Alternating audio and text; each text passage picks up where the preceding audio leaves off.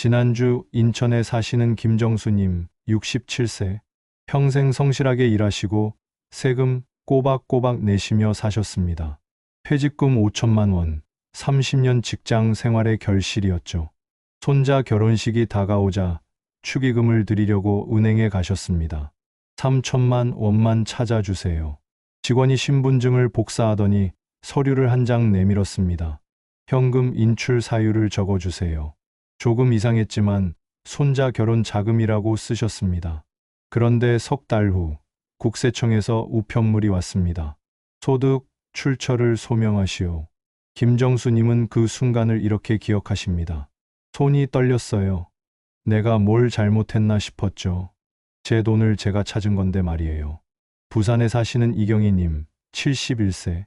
건강이 좋지 않아 병원비로 쓰시려고 매달 500만 원씩 6달 동안 찾으셨습니다. 총 3천만 원이었죠. 아무도 알려주지 않았습니다. 그 돈이 전부 금융정보분석원이라는 곳에 자동으로 보고된다는 사실을요. 이경희님은 의심거래 대상자로 분류됐습니다. 병원비 쓰려고 제 돈 찾았을 뿐인데요. 제주에 사시는 박영숙님 69세. 남편을 잃은 슬픔도 채 가시기 전에 보험금 1억 원을 받으셨습니다. 은행 직원이 현금으로 찾아서 금고에 보관하세요라고 조언했습니다. 그 말을 믿고 5천만 원을 현금으로 찾으셨죠. 2달 후 세무조사 통보가 왔습니다. 박영숙님은 말씀하셨습니다. 남편 잃고 힘든데 이게 무슨 일입니까? 저는 잘못한 게 하나도 없는데요. 여러분, 이게 지금 우리나라에서 실제로 일어나고 있는 일입니다. 2025년 1월 1일부터 은행 현금 거래 규정이 완전히 바뀌었습니다. 여러분이 평생 해오시던 그 방식 그대로 은행을 이용하시면 세금 폭탄을 맞을 수 있습니다. 오늘 이 방송을 끝까지 들으시면 어떻게 대처해야 하는지, 무엇을 조심해야 하는지, 이미 현금을 찾으신 분은 어떻게 해야 하는지 모두 알려드리겠습니다. 여러분의 소중한 재산, 단일 원도 억울하게 세금으로 내지 않도록 제가 철저하게 안내해 드리겠습니다. 자, 그럼 지금부터 실제로 어떤 일들이 벌어지고 있는지 구체적으로 살펴보겠습니다. 최근 3개월 동안만 해도 상담 사례가 17건이 넘습니다. 첫 번째 사례입니다. 인천에 사시는 김태준님 63세. 30년 동안 자영업을 하시다가 은퇴하셨습니다. 그동안 모아둔 돈 8천만 원이 통장에 있었습니다. 손자 결혼식 날이 다가오자 축의금으로 3천만 원을 현금으로 찾으셨죠. 그런데 석 달 후 무슨 일이 벌어졌을까요? 국세청에서 연락이 왔습니다. 소득 출처를 증명하시오. 김태준님은 평생 성실하게 세금 내고 사셨던 분입니다. 그런데 갑자기 탈세 의심을 받으신 겁니다. 이게 제가 30년 동안 모은 돈인데요. 증명하실 수가 없었습니다. 왜냐하면 자영업 특성상 현금 거래가 많았고 통장 기록이 명확하지 않았기 때문입니다. 결국 이분은 가산세 포함해서 450만 원을 내셨습니다. 두 번째 사례는 더 충격적입니다. 부산에 사시는 정미수님 71세. 건강이 안 좋으셔서 병원비로 쓰시려고 매달 500만 원씩 현금으로 찾으셨습니다. 6달 동안 총 3천만 원을 찾으신 거죠. 그런데 이게 금융정보분석원 FIU라고 하는 곳에 자동으로 보고가 됐습니다. 여러분 이거 아셨습니까? 일정 금액 이상 현금 거래하면 자동으로 국가 기관에 보고되는 시스템이 가동되고 있다는 사실을요. 정미수님은 아무것도 모르셨습니다. 그저 병원비 쓰시려고 본인 돈 찾으신 건데 의심 거래로 분류됐습니다. 세 번째 사례, 이건 정말 가슴이 아픕니다. 제주도에 사시는 이순자님 69세. 돌아가신 남편분의 보험금 1억 원을 받으셨습니다. 슬픔도 채 가시기 전에 그 돈을 어떻게 관리해야 할지 막막하셨죠. 은행 직원이 현금으로 찾아서 금고에 보관하세요라고 조언했답니다. 그 말만 믿고 5천만 원을 현금으로 찾으셨습니다. 2달 후 세무조사 통보를 받으셨습니다. 보험금은 비과세인데 왜 현금으로 찾았냐는 겁니다. 자금 세탁 의심을 받으신 거예요. 이순자님은 말씀하셨습니다. 남편 잃고 힘든데 이게 무슨 일입니까? 저는 잘못한 게 없는데요. 여러분, 이게 지금 대한민국에서 실제로 벌어지고 있는 일입니다. 여러분은 괜찮다고 생각하십니까? 아닙니다. 여러분도 언제든지 이런 상황에 처할 수 있습니다. 왜 이런 일이 벌어지는 걸까요? 정부가 미쳤다고 생각하실 수도 있습니다. 하지만 정부 입장에서는 나름대로 이유가 있습니다. 다만 그 과정에서 선량한 국민들, 특히 디지털에 익숙하지 않은 어르신들이 피해를 보고 계신 겁니다. 2024년 말부터 시행된 자금 세탁 방지법 강화 조치, 이게 핵심입니다. 쉽게 설명드리겠습니다. 예전에는 어땠습니까? 은행 가서 500만 원 찾아주세요 하면 신분증만 확인하고 바로 줬습니다. 아무 문제 없었죠. 그런데 지금은 다릅니다. 일정 금액 이상 현금을 입출금하면 은행이 자동으로 금융정보분석원 FIU에 보고합니다. 이게 시스템으로 연결돼 있어요. 얼마 이상이냐고요? 개인은 하루 1천만 원 이상, 한 달 누적 3천만 원 이상이면 무조건 보고됩니다. 그럼 900만 원씩 나눠 찾으면 되는 거 아니냐고요? 여기가 함정입니다. 나눠서 찾아도 걸립니다. 이걸 전문용어로 분산거래라고 하는데요. 인공지능이 여러분의 거래 패턴을 분석합니다. 예를 들어 월요일에 900만 원, 화요일에 900만 원, 수요일에 900만 원 이렇게 찾으시면 시스템이 알아냅니다. 이 사람 의도적으로 나눠서 찾네. 이렇게 판단하는 겁니다. 더 심각한 건 이겁니다. 여러분이 현금으로 큰 돈을 찾으시면 국세청 데이터베이스에 자동으로 기록됩니다. 그리고 나중에 여러분의 소득 신고 내역, 재산 내역과 대조를 합니다. 만약 맞지 않으면 이 사람 숨긴 소득이 있는 거 아니야. 이렇게 의심하는 겁니다. 건강검진 생각하시면 쉽습니다. 건강검진 받으러 가서 피검사, 소변검사 다 하잖아요. 수치가 정상이면 아무 일 없는 겁니다. 그런데 수치가 이상하면 정밀검사 들어가죠. 은행 현금 거래도 똑같습니다. 여러분이 현금 거래를 하시면 자동으로 1차 검사에 들어갑니다. 패턴이 정상이면 문제 없습니다. 그런데 조금이라도 의심스러우면 세무조사 대상자로 분류되는 겁니다. 그럼 우리가 잘못한 게 없어도 의심받는 거냐고요? 정확히 맞습니다. 이게 제가 화가 나는 이유입니다. 선량한 국민들이, 평생 성실하게 사신 어르신들이 단지 현금 거래를 했다는 이유만으로 범죄자 취급을 받고 계십니다. 더 큰 문제는 이겁니다. 증명 책임이 여러분한테 있다는 겁니다. 국세청이 이 돈 어디서 났어요? 물어보면 여러분이 증명해야 합니다. 국세청이 증명하는 게 아닙니다. 여러분이 이건 제가 10년 전에 모은 돈입니다. 이건 제가 20년 전에 받은 퇴직금입니다. 이걸 증명해야 하는 겁니다. 그런데 여러분, 10년 전 통장 내역 갖고 계십니까? 20년 전 급여 명세서 갖고 계십니까? 없으시죠? 당연히 없으십니다. 그럼 증명 못 하십니다. 증명 못하면 세금 추징 들어옵니다. 이게 지금 대한민국의 현실입니다. 지금부터가 정말 중요합니다. 여러분이 무심코 하시는 행동들 중에서 세금 폭탄을 부르는 위험한 행동들을 정리해 드리겠습니다. 지금부터 제가 말씀드리는 항목 중에 하나라도 해당되시면 당장 오늘부터 방법을 바꾸셔야 합니다. 위험한 행동 첫 번째, 목돈을 한 번에 현금으로 찾는 행동입니다. 제 돈인데 한꺼번에 찾으면 안 되나요? 안 됩니다. 2025년부터는 절대 안 됩니다. 예를 들어 볼까요?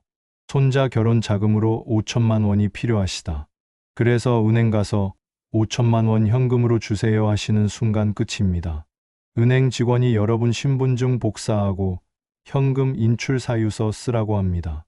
왜 현금으로 필요하신가요? 물어봅니다. 그리고 그 내용이 전부 금융정보분석원에 보고됩니다. 보통은 괜찮다고 생각하시죠. 손자 결혼 자금이라고 썼으니까 문제 없겠지. 그게 제일 위험합니다. 왜냐하면 나중에 그 손자가 정말 결혼식을 올렸는지, 그 돈이 실제로 결혼식에 쓰였는지 추적 조사가 들어갈 수 있기 때문입니다. 위험한 행동 두 번째, 여러 번 나눠서 찾으면 안전하다고 생각하는 행동입니다. 이게 더 위험합니다. 900만 원씩 나눠 찾으면 되겠네요. 절대 아닙니다. 오히려 더 의심받습니다. 제가 상담했던 사례 중에 이런 분이 계셨습니다. 65세 할머니, 집 수리비로 3천만 원이 필요하셨어요. 그래서 일주일 동안 매일 500만 원씩 6번 나눠서 찾으셨습니다. 이렇게 하면 괜찮겠지 생각하셨던 거죠. 그런데 석 달 후에 세무조사 예고 통지 받으셨습니다. 인공지능이 패턴을 분석한 겁니다. 이 사람 규정을 피하려고 일부러 나눠서 찾네. 이렇게 판단한 거예요. 이게 바로 구조화 거래라는 겁니다. 자금 세탁, 수법으로 분류됩니다. 여러분이 아무리 정당한 이유가 있어도 시스템은 의심부터 합니다. 위험한 행동 세 번째, 타인 명의로 분산해서 찾는 행동입니다. 그럼 제 명의로는 위험하니까 배우자 명의로도 찾고 자녀 명의로도 찾으면 되겠네요. 절대로 하지 마십시오. 이건 더 큰 문제를 만듭니다. 차명 거래로 분류됩니다. 징역형까지 갈 수 있는 중범죄입니다. 실제 사례입니다. 70세 어르신, 아들 명의 통장에서 2천만 원, 며느리 통장에서 2천만 원, 본인 명의에서 2천만 원 이렇게 나눠서 찾으셨습니다. 이렇게 하면 각각 2천만 원이니까 문제 없겠지? 아닙니다. 금융정보분석원 시스템이 가족 관계까지 전부 추적합니다. 같은 날, 같은 시간 가족 명의로 돈이 움직이면 바로 알아냅니다. 이분은 결국 차명거래 혐의로 고발당하셨고 벌금 3천만 원 선고받으셨습니다. 찾으려던 돈보다 더 많은 벌금을 내신 겁니다. 위험한 행동 네 번째, 현금을 집에 보관하는 행동입니다. 은행 못 믿겠어요. 제 집 금고에 보관할래요. 이것도 매우 위험합니다. 만약 나중에 그 현금으로 뭔가를 구매하신다면, 예를 들어 차를 사신다, 집을 사신다, 보험을 가입하신다. 국세청이 묻습니다. 이 돈 어디서 났습니까? 집에 보관하고 있던 현금입니다. 증명할 방법이 없습니다. 통장 기록도 없고 찾은 기록도 없고 그럼 이건 무슨 돈이냐는 겁니다. 탈세로 의심받습니다. 위험한 행동 다섯 번째, 해외 송금을 현금으로 하려는 행동입니다. 요즘 자녀분들 해외에 많이 계시죠? 유학비 보내시거나 생활비 보내시는 분들 많으십니다. 은행 수수료 아까우니까 현금으로 찾아서 환전소에서 송금해야겠다. 절대 안 됩니다. 해외 송금은 더욱 철저하게 감시됩니다.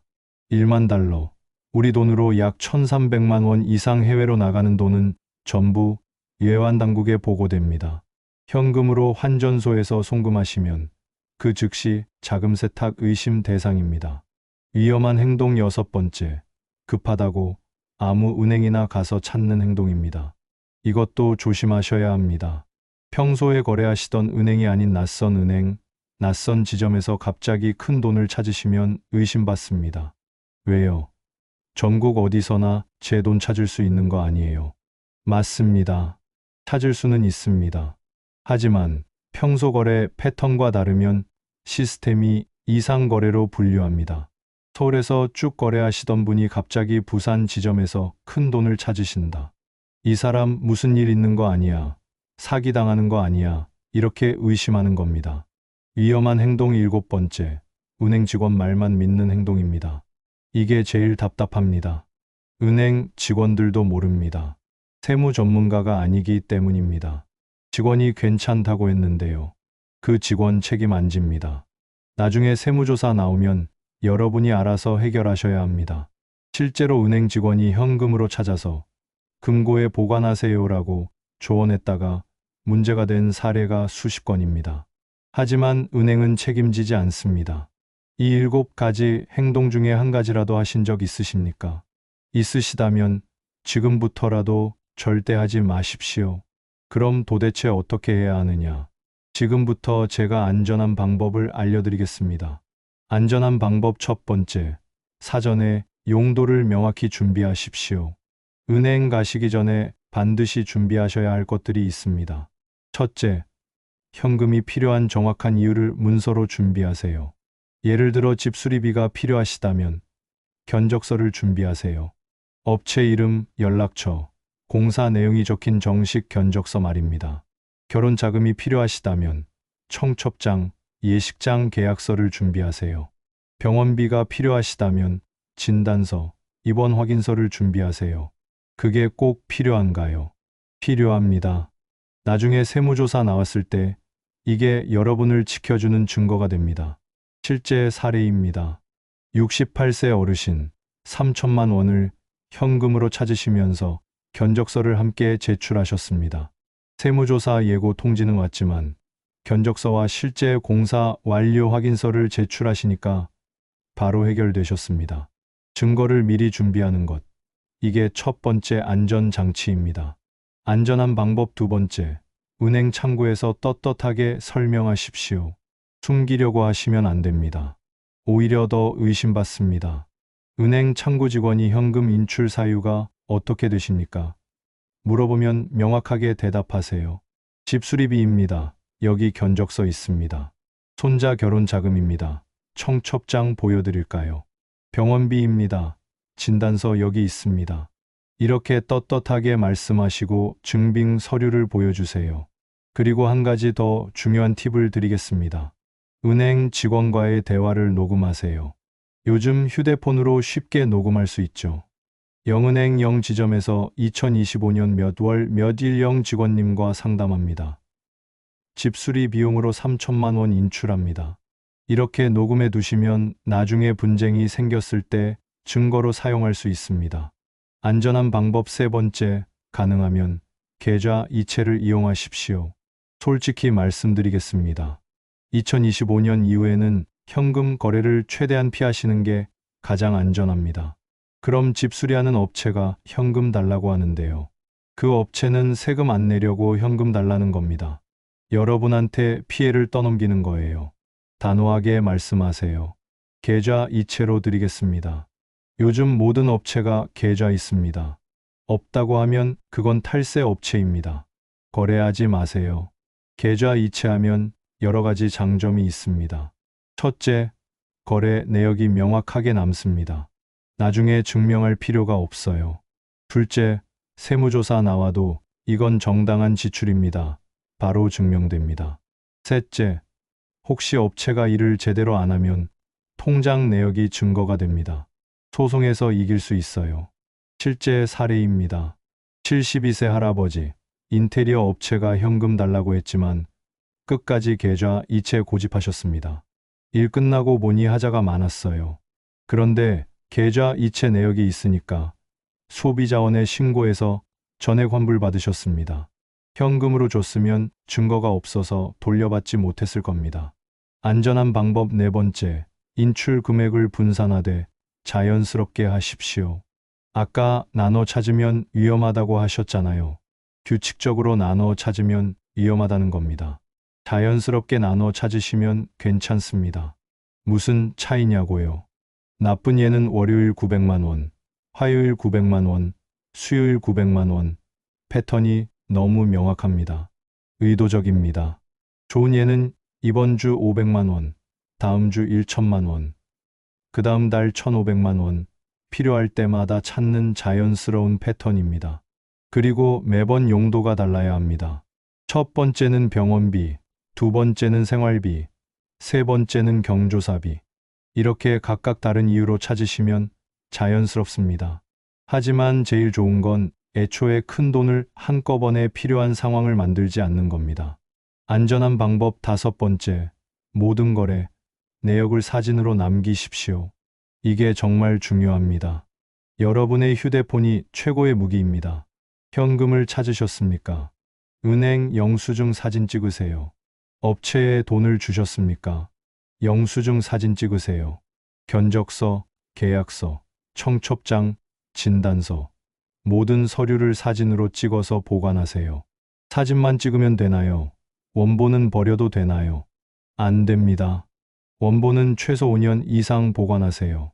사진은 백업용입니다. 그리고 한 가지 더, 날짜를 메모하세요. 2025년 3월 15일 집수리 견적서 받음. 2025년 3월 20일 은행에서 3천만 원 인출 집수리 비용으로 2025년 3월 22일 영인테리어 업체의 계좌 이체. 이렇게 시간 순서대로 정리해 두시면 나중에 설명할 때 너무 편합니다. 제가 상담했던 어르신 한 분은 공책에 이렇게 정리하셨어요. 세무조사 나왔을 때 그 공책 보여드렸더니 조사관이 이렇게 꼼꼼하신 분은 처음 봅니다 하면서 바로 조사 종결해줬다고 합니다. 기억하세요. 현금 거래는 최대한 피하고 불가피하게 현금이 필요하시면 반드시 증거를 남기세요. 그게 여러분을 지키는 유일한 방법입니다. 지금까지 일반적인 현금 인출에 대해 말씀드렸습니다. 그런데 인생을 살다 보면 특별한 상황들이 있지 않습니까? 상속을 받으신다든지, 보험금을 받으신다든지, 집을 파신다든지, 이럴 때는 더욱더 조심하셔야 합니다. 특수 상황 첫 번째, 상속받은 돈을 현금으로 찾을 때입니다. 부모님이 돌아가시고 상속을 받으셨습니까? 마음이 아프신 상황에 복잡한 문제까지 생기시면 안 되겠죠. 상속받은 돈, 절대로 바로 현금으로 찾지 마십시오. 왜냐하면 상속세 신고가 끝나기 전에 현금으로 찾으시면 국세청이 이렇게 생각합니다. 이 사람 상속세 피하려고 돈 빼돌리는 거 아니야. 실제 사례입니다. 66세 김영호님, 어머니 돌아가시고 유산 2억 원을 받으셨습니다. 장례 비용이 급하셔서 5천만 원을 현금으로 찾으셨어요. 6달 후 상속세 신고할 때 그 5천만 원 때문에 세무조사 들어왔습니다. 이 돈 어디 썼습니까? 증명하십시오. 장례 비용으로 썼다고 하셨지만 영수증을 제대로 챙겨두지 않으셔서 증명이 안 됐습니다. 결국 가산세 1200만 원 내셨습니다. 그럼 어떻게 해야 할까요? 상속받으신 돈은 최소 6달, 상속세 신고가 완전히 끝날 때까지는 통장에 그대로 두세요. 급하게 돈이 필요하시면 상속 재산이 아닌 본인의 다른 통장에서 쓰세요. 아니면 일단 빌려 쓰시고 상속세 신고 끝난 후에 갚으세요. 조금 불편하시더라도 참으시는 게 나중에 큰 문제를 막는 길입니다. 특수 상황 두 번째, 보험금을 현금으로 받을 때입니다. 암 진단 받으셔서 보험금 받으셨습니까? 교통사고로 보험금 받으셨습니까? 보험금은 대부분 비과세입니다. 세금 안 내도 되는 돈입니다. 그럼 문제 없네요. 아닙니다. 비과세라고 해서 감시를 안 하는 게 아닙니다. 오히려 더 철저하게 봅니다. 왜냐하면 보험 사기가 많기 때문입니다. 일부러 사고를 내서 보험금을 타가는 사람들 있잖아요. 그래서 보험금 큰 돈이 움직이면 자동으로 체크됩니다. 특히 보험금 받자마자 현금으로 찾으시면 100% 의심받습니다. 이 사람 진짜 아픈 게 맞나? 보험 사기 아니야. 실제로 69세 어르신 암 진단 받고 보험금 8천만 원 받으셨습니다. 그런데 불안하셔서 전액 현금으로 찾아서 집 금고에 보관하셨어요. 석 달 후 보험사에서 연락 왔습니다. 보험금을 전액 현금으로 인출하셨는데 혹시 강요받으신 겁니까? 보이스피싱 아닙니까? 아니라고 설명하는 데만 한 달이 걸렸습니다. 그 스트레스로 병세가 더 악화되셨다고 합니다. 보험금 받으셨으면 최소 3개월은 통장에 그대로 두세요. 필요하신 만큼만 그때그때 용도에 맞게 사용하세요. 절대 한꺼번에 현금으로 빼지 마세요. 특수 상황 세 번째, 부동산 거래할 때입니다. 집을 파셨습니까? 축하드립니다. 그런데 그 돈 처리를 잘못하시면 큰일 납니다. 요즘 부동산 거래는 전부 실거래가 신고가 됩니다. 국세청이 다 압니다. 예를 들어 3억 원짜리 집을 파셨다. 그 돈이 통장에 들어왔다. 그런데 일주일 뒤에 2억 5천만 원을 현금으로 찾으셨다. 국세청 컴퓨터가 즉시 알아냅니다. 이 사람 집 팔았는데 왜 현금으로 빼냐? 다시 집 사려고 실거래가 조작하려는 거 아니야. 자동으로 조사 대상 올라갑니다. 부동산 거래금은 절대 현금으로 다루지 마세요. 집을 파신 돈으로 다른 집을 사신다. 계좌 이체로 하세요. 전세금 주신다. 계좌 이체로 하세요. 어떤 경우에도 부동산 관련된 큰 돈은 현금으로 다루시면 안 됩니다. 특수 상황 네 번째, 자녀에게 돈을 주실 때입니다. 자녀 결혼 자금 주시려고요. 창업 자금 주시려고요. 이게 증여입니다. 증여세 대상입니다. 아니, 제 자식한테 제 돈 주는데 무슨 세금이에요? 법이 그렇습니다. 자녀에게 10년간 5천만 원 이상 주시면 증여세 내셔야 합니다. 그래서 많은 분들이 이렇게 생각하십니다. 그럼 현금으로 주면 모르겠네. 절대 안 됩니다. 다 걸립니다. 어떻게 걸리냐고요? 여러분이 현금으로 3천만 원 찾으셨습니다. 자녀에게 줬습니다. 자녀가 그 돈으로 차를 샀습니다. 국세청이 자녀 소득 조사합니다. 이 사람 연봉이 3천만 원인데 5천만 원짜리 차를 샀네. 이 돈 어디서 났어? 자녀가 부모님께 받았습니다 하는 순간 끝입니다. 증여 폭탄 맞습니다. 그럼 어떻게 해야 하냐? 자녀에게 돈 주실 거면 정식으로 증여 신고하세요. 5천만 원까지는 세금 없습니다. 5천만 원 넘으면 세금 내시고요. 돈을 빌려주는 형식으로 하시려면 차용증 꼭 쓰세요. 이자도 정하시고 갚는 계획도 세우세요. 그리고 실제로 갚아야 합니다. 형식만 차용증 쓰고 안 갚으면 그것도 증여로 간주됩니다.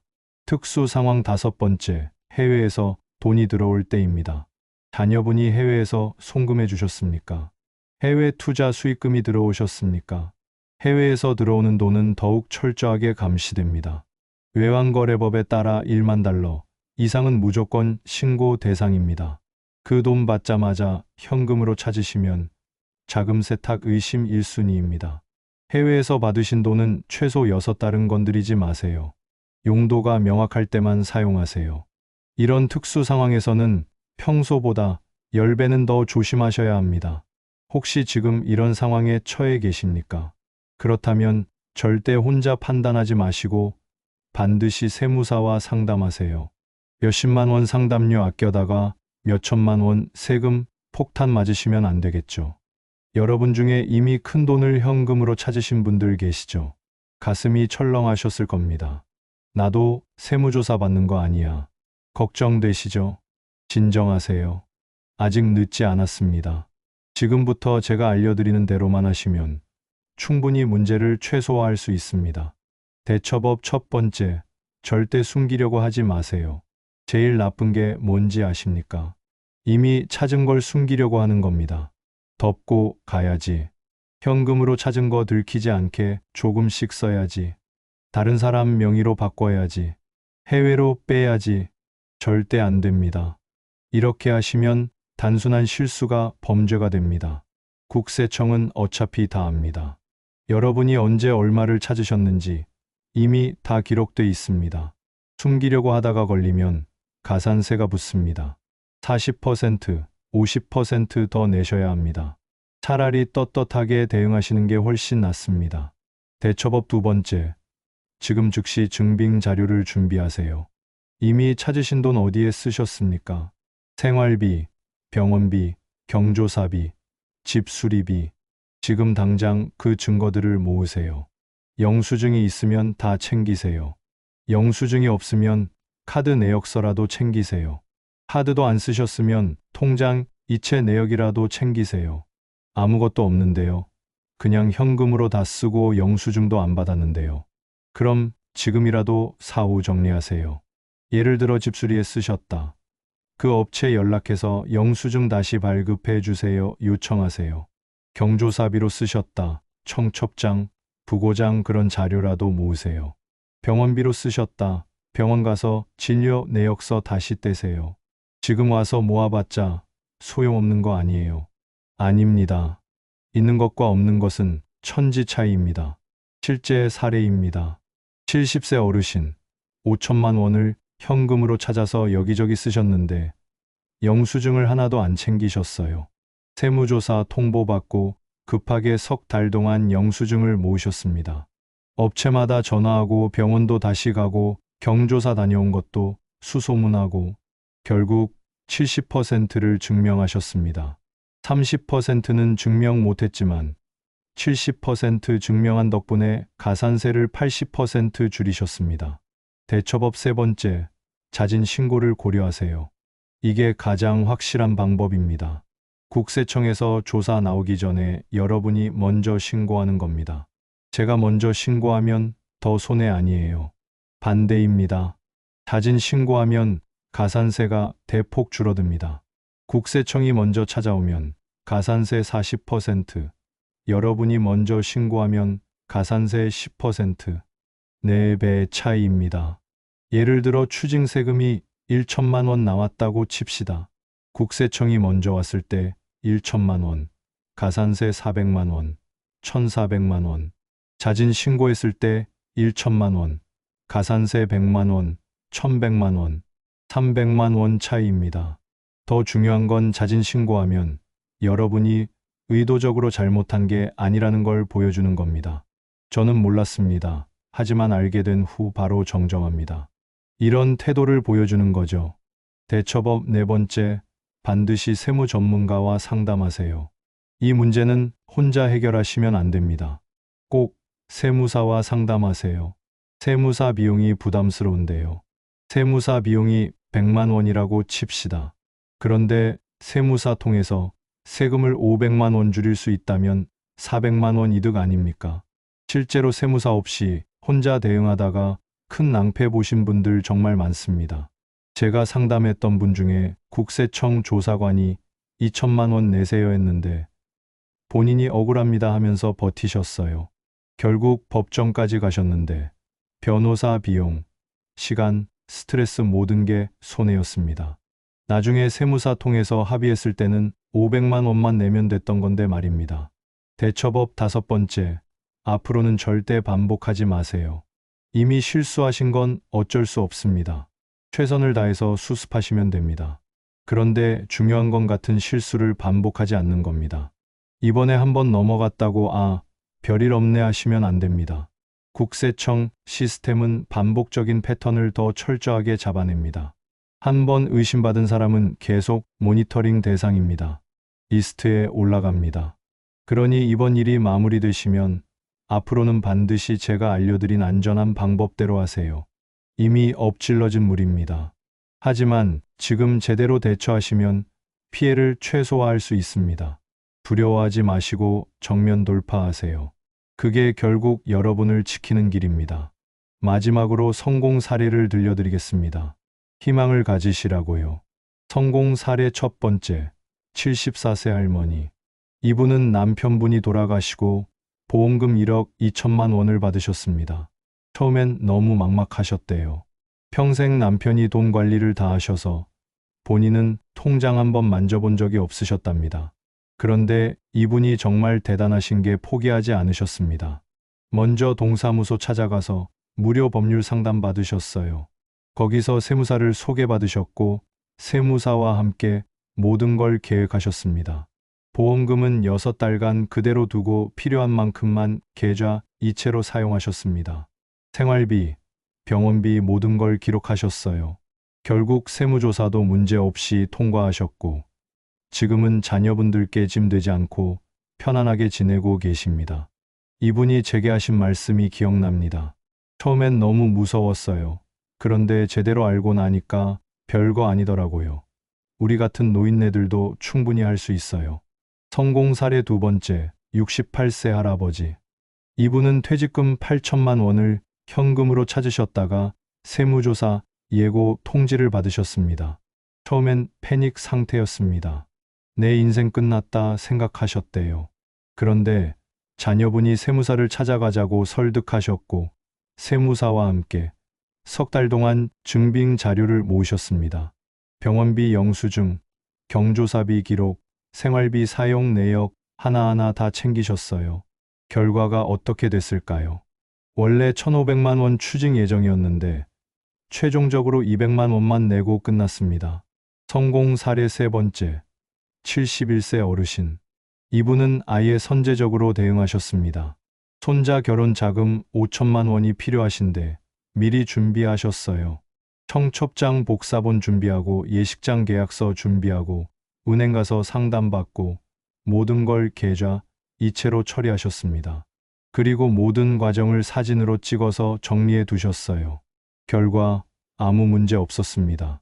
세무조사도 안 나왔습니다. 이분이 주변 친구분들한테 이렇게 말씀하셨답니다. 요즘은 조금만 공부하면 우리도 충분히 대응할 수 있어. 겁먹지 말고 배워야 해. 보셨죠? 이분들 다 여러분과 똑같은 60대, 70대 어르신들입니다. 특별한 사람들이 아닙니다. 평범한 분들입니다. 단지 차이가 뭐냐? 포기하지 않고 제대로 배우고 올바르게 대응하셨다는 겁니다. 여러분도 할 수 있습니다. 긴 시간 동안 끝까지 들어주셔서 진심으로 감사드립니다. 오늘 제가 말씀드린 내용 한번 더 정리하겠습니다. 첫째, 2025년부터 은행 현금 거래 규정이 완전히 바뀌었습니다. 하루 1천만 원 이상, 한 달 누적 3천만 원 이상 현금 거래하면 자동으로 금융정보분석원에 보고됩니다. 둘째, 목돈을 현금으로 찾으시면 자동으로 국세청 데이터베이스에 기록됩니다. 나중에 소득 신고 내역, 재산 내역과 대조해서 맞지 않으면 세무조사 대상이 됩니다. 셋째, 나눠서 찾아도 다른 사람 명의로 찾아도 다 걸립니다. 인공지능이 패턴을 분석합니다. 오히려 더 의심받을 수 있습니다. 넷째, 가능하면 계좌 이체를 이용하시고 모든 증빙을 남기세요. 견적서, 계약서, 청첩장, 진단서, 영수증, 모든 서류를 사진으로 찍어서 보관하세요. 원본은 최소 5년 보관하시고요. 다섯째, 이미 잘못하셨어도 지금부터라도 제대로 대응하시면 됩니다.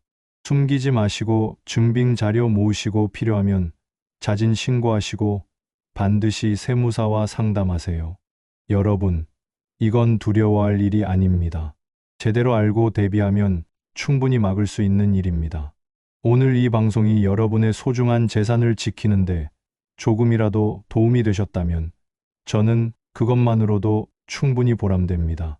부탁드립니다. 이 영상 여러분의 주변 분들께 꼭 공유해 주세요.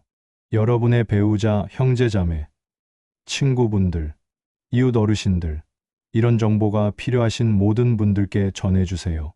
한 분이라도 더 세금 폭탄을 피할 수 있도록 말입니다. 궁금하신 점 있으시면 댓글로 남겨주세요. 저는 이런 상황인데 어떻게 해야 하나요? 이건 괜찮을까요?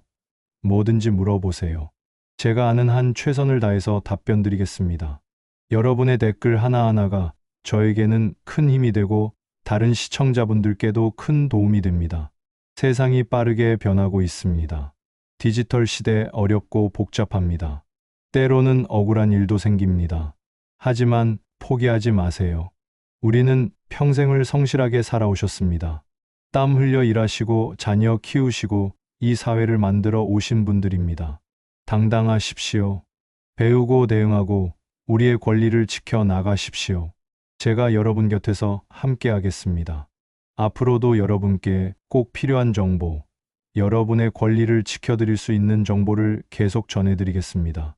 여러분이 자녀분들께 짐이 되지 않고 편안하고 행복한 노후를 보내실 수 있도록 제가 최선을 다하겠습니다. 오늘도 건강하시고 행복하십시오. 다음 방송에서 또 뵙겠습니다.